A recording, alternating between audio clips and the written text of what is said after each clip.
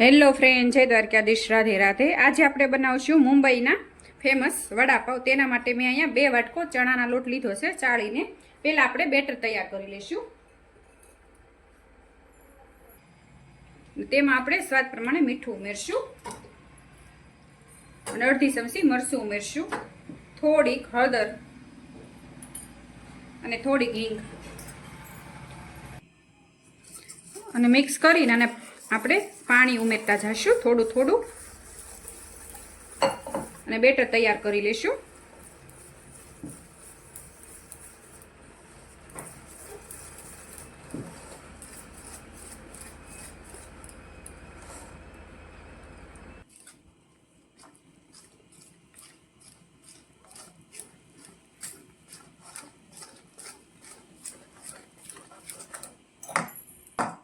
બહુ જાડું નહીં, બહુ પતલું નહીં, આપણે જેમ ગોટાનું બેટર બનાવીએ છીએ તેવી રીતે આપણે આ બેટર તૈયાર કરી લઈશું।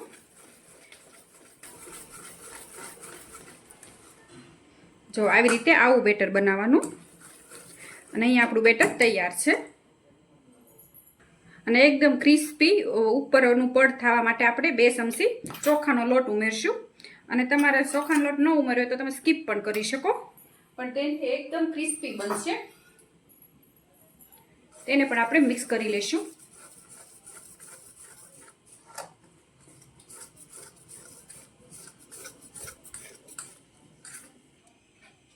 અને થોડોક આપણે બેકિંગ પાવડર ઉમેરશું અને ખાવાનો સોડા પણ કહીએ કો, તેને મિક્સ કરી લઈશું અને આવી રીતે આપણે ખૂબ ફેટી લઈશું। અને અહીંયા આપણું બેટર તૈયાર છે। હવે આને ઢાંકીને આપણે 10 મિનિટ માટે મૂકી દઈશું અને આ બાજુ આપણે બધી ચટણી તૈયાર કરી લઈશું। અહીંયા મિક્સર જાર લઈ લીધો તો તેમાં 3 તીખી મરચી, લસણ, આદુ ઉમેરી દઈશું અને થોડીક કોથમીર અને થોડુંક પાણી ઉમેરી આપણે ચટણી તૈયાર કરી લઈશું। અહીંયા જુઓ તમે, આપણી આ વડા માટેની ચટણી તૈયાર છે, એકદમ દરદરી પીસી લીધી છે। અને આપણે ગ્રીન ચટણી બનાવી લઈશું। તેના માટે મેં કોથમરી લઈ લીધી છે અને તીખી મરચી લઈશું, આદુ, થોડુંક મીઠું સ્વાદ પ્રમાણે અને એક લીંબુની સીવ દઈશું। આપણે જેમ ગ્રીન ચટણી બનાવીએ છીએ તેવી જ બનાવવાની, પણ આમાં બીજા કોઈ મસાલા નથી ઉમેરવાના, ખાલી મરચી, આદુ અને લીંબુ અને મીઠું જ તે, અને થોડુંક પાણી ઉમેરી દઈશું। બહુ પતલી ગ્રીન ચટણી પણ તૈયાર છે। આવી રીતે થીક રાખવાની થોડી।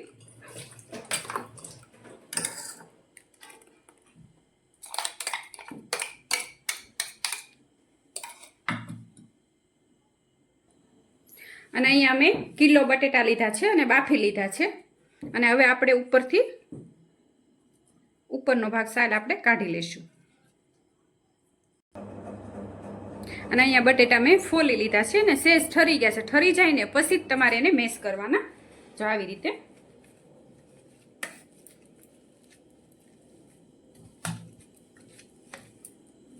અને ગરમ ગરમમાં જો તમે મેશ કરશો ને તો સિકાશ થઈ જશે બટેટામાં, એટલે તમારે બટેટા હંમેશા તમે ગોટા બનાવો કે ગમે એ વસ્તુ બટેટાની બનાવો એટલે ઠરી જાય ને પછી તમારે એને મેશ કરવાના। અહીંયા જો બટેટા મેશ થઈ ગયા છે અને આપણે આનો વઘાર કરી લઈશું, કારણ કે વડાપાવમાં હંમેશા વઘારેલા જ બટેટા હોય છે। અને અહીંયા કડાઈ લઈ લીધી છે, તેમાં આપણે થોડુંક તેલ ઉમેરશું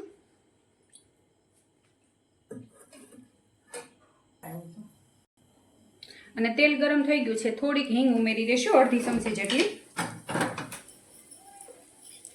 અને રાઈ જીરું 1 ચમચી, અને જે આપણે આ આદુ, મરચાં અને લસણની પેસ્ટ બનાવી હતી કોથમરી, આ રાઈ જીરું આવી જાય એટલે એ ઉમેરી દઈશું અને થોડીક વાર સાતળી લઈશું।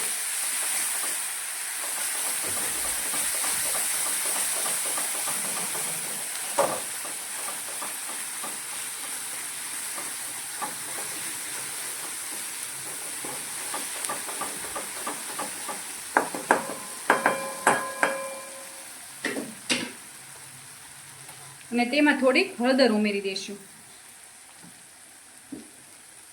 અને સ્વાદ પ્રમાણે મીઠું ઉમેરી દઈશું. આપણે બાફામાં મીઠું ઉમેરેલું જ છે.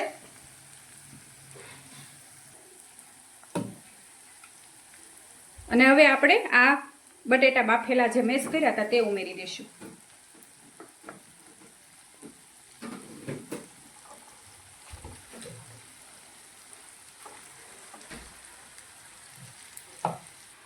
અને હવે આપણે મિક્સ કરી લઈશું આવી રીતે.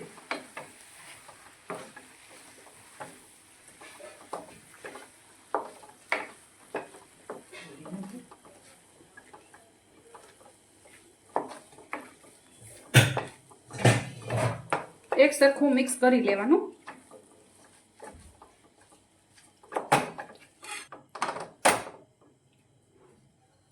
અને ઉપરથી આપણે એક લીંબુ નીચોવી દઈશું. અને તમારે લીંબુ ન લેવું હોય તો તમે આમચૂર પાવડર પણ ઉમેરી શકો. અને અહીંયા આપણું આ માવાનું મિશ્રણ તૈયાર છે. હવે તેને ઠરવા દઈશું.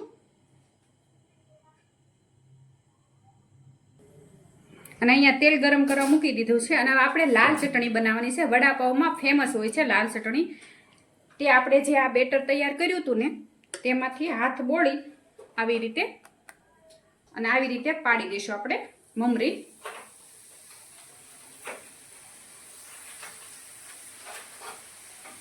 આવી રીતે મમરી પતલી પતલી આપણે પાડી દઈશું.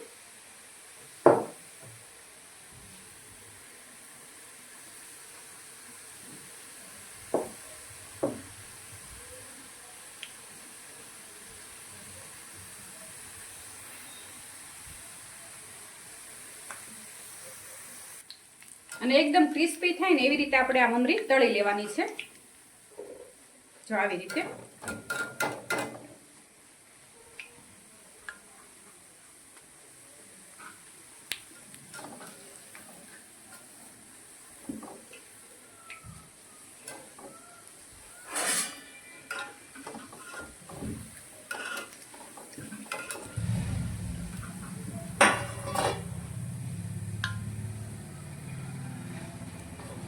અને અહીંયા મમરી આપણી તળાઈ ગઈ છે અને થોડીક વાર ઠરવા દઈશું. અને હવે લાલ ચટણી બનાવી લઈશું. તેના માટે જે આપણે આ મમરી બનાવી હતી તે આમાં મિક્સર જારમાં ઉમેરી દઈશું. અને અહીંયા મેં તળેલા દાણા લીધા છે. આવી રીતે તળી લીધા છે તેલમાં, તે ઉમેરશું. અને અહીંયા લસણ પણ મેં આવી રીતે તળી લીધું હતું, તે ઉમેરી દઈશું. અને કાશ્મીરી મરચું ઉમેરશું 2 ચમચી. કારણ કે આમાં કાશ્મીરી મરચું ઉમેરવાથી એકદમ લાલ ચટણી થાય છે. થોડીક હળદર અને સ્વાદ પ્રમાણે આપણે હિંગ ઉમેરી દઈશું. અને થોડુંક ધાણા જીરું અને સ્વાદ પ્રમાણે મીઠું ઉમેરી દઈશું.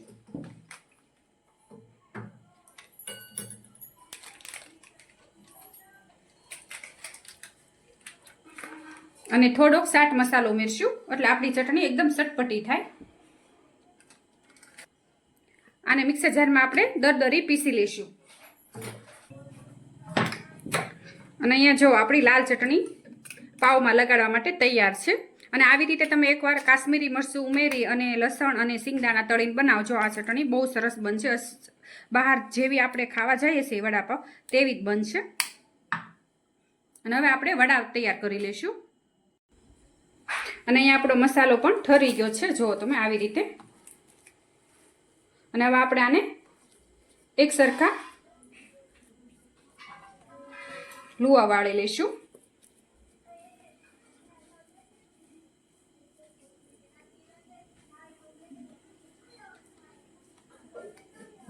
જો આવી રીતે.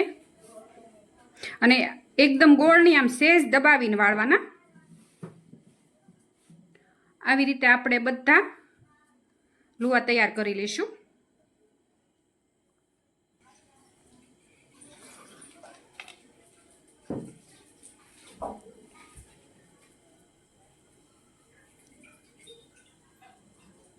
આવી રીતે આપણે બધી ટીકી તૈયાર કરી લઈશું. અને અહીંયા આપણી ટીકી બધી તૈયાર છે. આવી રીતે આપણે તૈયાર કરી લઈશું અને હવે તળી લઈશું.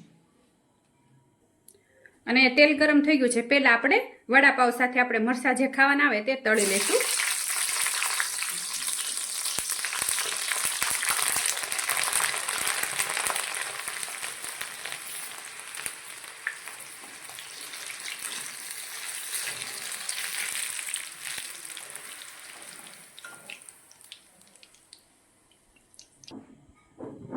અને ઉપર આપણે મીઠું લગાવી દઈશું આવી રીતે. અને હવે આપણે વડા બનાવી લઈશું. અને તેના માટે મેં અહીંયા બેટરમાં આપણે આવી રીતે વડા ડીપ કરી લઈશું.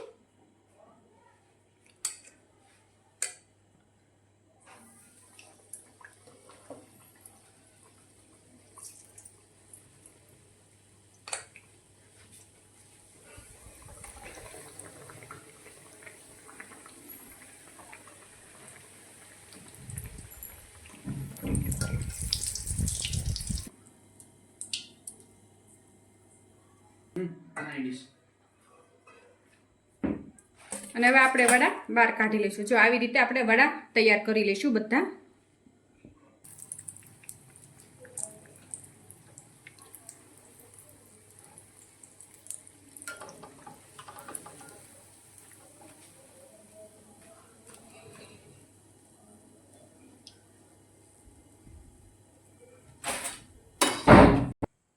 અને આ જ બેટરમાં આપણે પટ્ટી મરચાં બનાવી નાખશું આવી રીતે જ તે. અહીંયા તીખી મરચી મેં સેજ લીધી છે, બહુ તીખાઈ નહીં બહુ મોળાઈ નહીં. અને અહીંયા આપણા મરચાં એકદમ ક્રિસ્પી તૈયાર છે.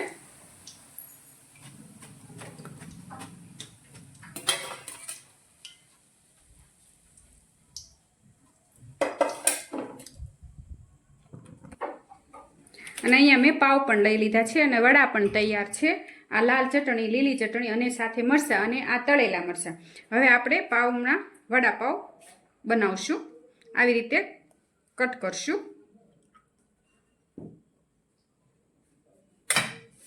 જો તમે આવી રીતે. અને ઉપરના ભાગમાં આપણે જે ગ્રીન ચટણી બનાવી હતી તે ઉમેરશું અને નીચેના ભાગમાં પણ લગાવી દઈશું. અને એક વડું મૂકી દઈશું. અને જે આ ચટણી આપણે લાલ તૈયાર કરી છે તે ઉમેરી દઈશું આવી રીતે.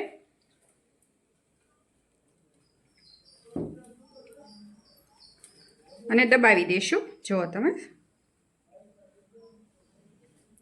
આવી રીતે આપણે બધા પાવ તૈયાર કરી લઈશું.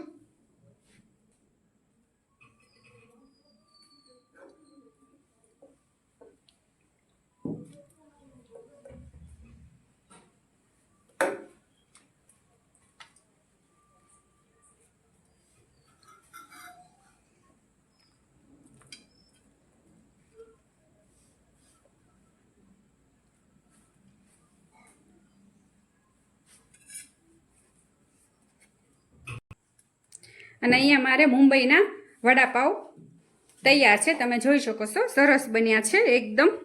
અને આને તમે ચટણી સાથે પણ સરસ લાગે અને સોસ સાથે પણ સરસ લાગે.